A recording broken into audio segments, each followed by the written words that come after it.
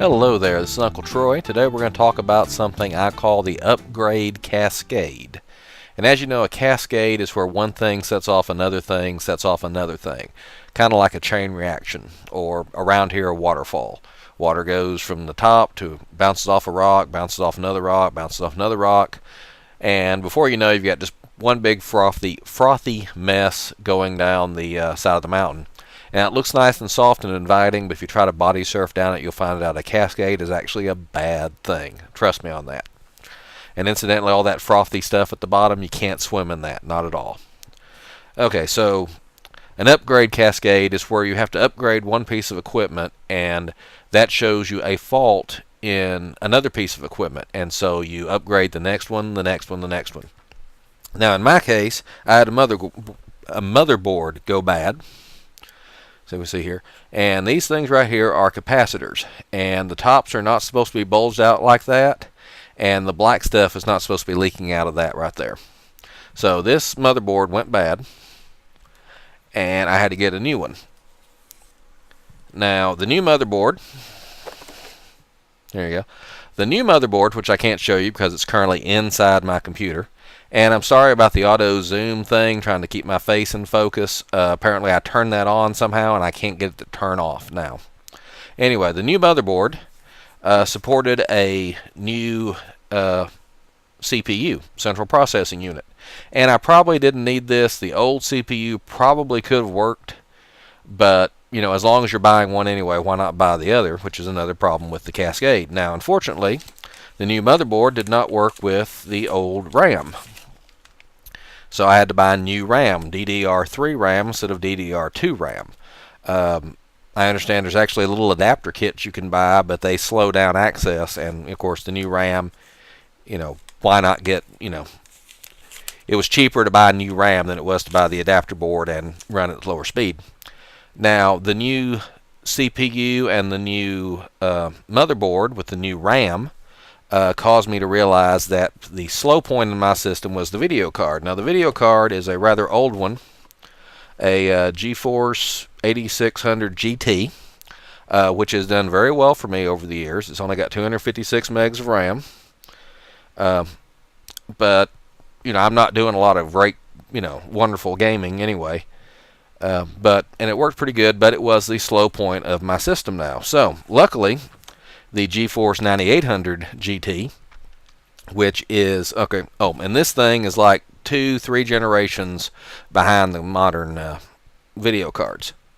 The 9800 GT, by the same company, same type, had twice the RAM, 512 megabytes, but it was on sale for $60, whereas the current brand of video card was over $100, and that was what I had handy.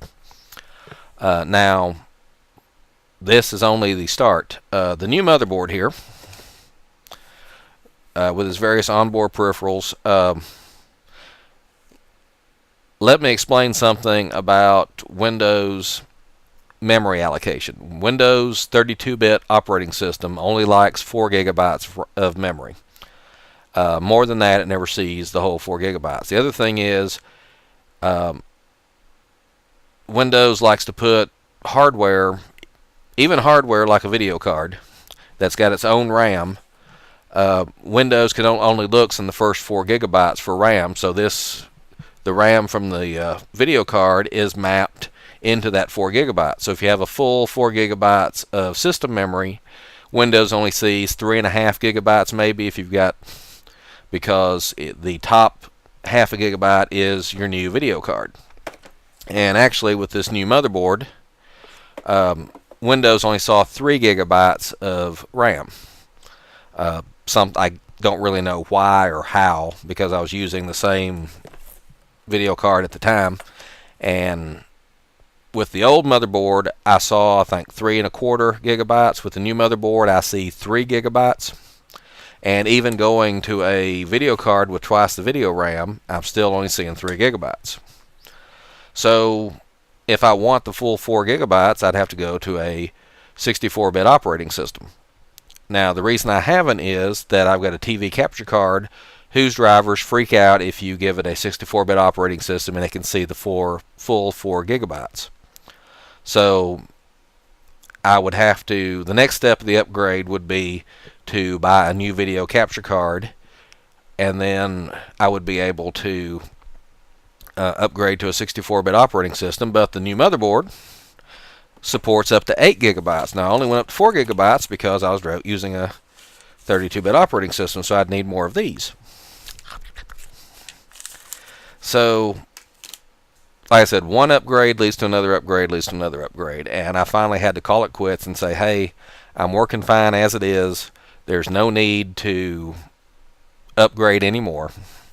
Let's just keep it as it is until another piece of hardware fails. For example, I found an old external hard drive enclosure that had another 500 gigabyte drive in it, which I reinstalled into my computer, and I'm now using it to record these videos onto. So I've got my own dedicated video drive, but it's making an annoying cricket-like chirp every so often, which I think means it's about to go bad. That'd not be too bad, since most of these videos are temporary until I get them uploaded. But think, well, it's time to buy a new hard drive. Well, this was a hard drive I wasn't using until a few days ago, so you really don't need a new one all of a sudden. And yet, here I am reaching for my checkbook saying, I think I'll buy a new hard drive. In fact, these solid-state drives, a 64 gigabytes, you can get those for under $100 now. And a $100 64 gigabyte drive sounds pretty cool. Anyway, so that's the Cascade. It went to a new motherboard, which got me a new CPU, new RAM, which got me a new video card, and now I'm talking about a new TV capture card, a new hard drive, a new operating system. Then I'll need more RAM, and what else was I thinking of? Oh, no, I think that's it.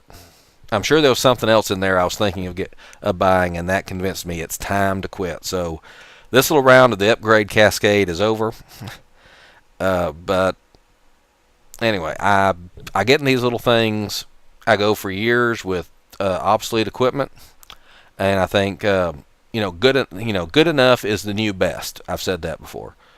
I don't need the best in everything. Oh, that's what I was going to say. So I got this because this was what they had on hand. This 4-core AMD Phenom 2 Black Edition multi-core processor. It's the X4 965 3.4 gigahertz true quad-core design. Socket AM3 with heatsink and fan.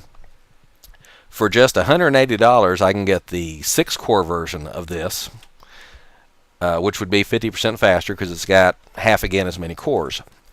And that means my video encoding would be even faster, and I could upload even more videos to YouTube. So I'm sure right now everybody's saying, no, Uncle Troy, what you've got now will work just fine. Anyway, like I said, upgrade cascade. Just upgrade one thing, it leads to another, leads to another. And when you lay it all out here in front of me, I've got hardware and boxes laying out just as far as the eye can see. And like I said, I'm sure I've left out something. It seems kind of silly. The grown man playing with toys just has to keep buying better and better toys. And it's a good thing I don't have any friends, because if I did, I'd be competing with them over what I'm buying. Okay, well, I think I've ranted enough tonight. This is Uncle Troy signing off. Please have a good day.